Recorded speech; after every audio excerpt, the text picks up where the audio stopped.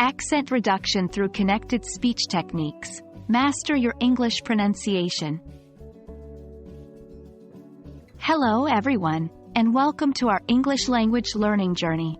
In this video, we are going to explore how we can use connected speech techniques for accent reduction.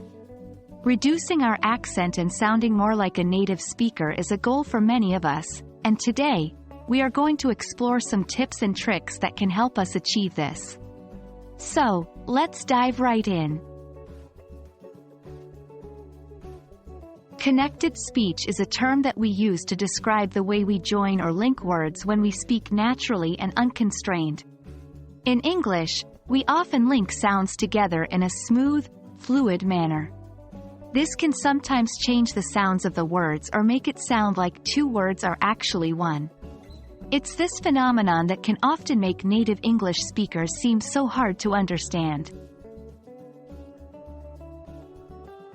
To reduce our accent and sound more like a native speaker, we need to understand and use connected speech. By blending our words together in the same way that native speakers do, we can achieve a more natural flow in our speech, and our accent can become less noticeable.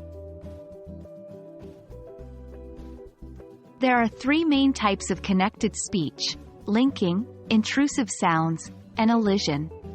Linking happens when a word ends in a consonant sound and the next word begins with a vowel sound, or vice versa. For example, in the phrase, "I have an apple," we might say it more like, "I have an apple." Intrusive sounds happen when we insert a sound that isn't written in the text to make the phrase easier to say. The most common intrusive sounds in English are R, J, and with. For example, law and order might be pronounced more like lore and order. Elision is when we don't pronounce a sound that is usually pronounced in a word.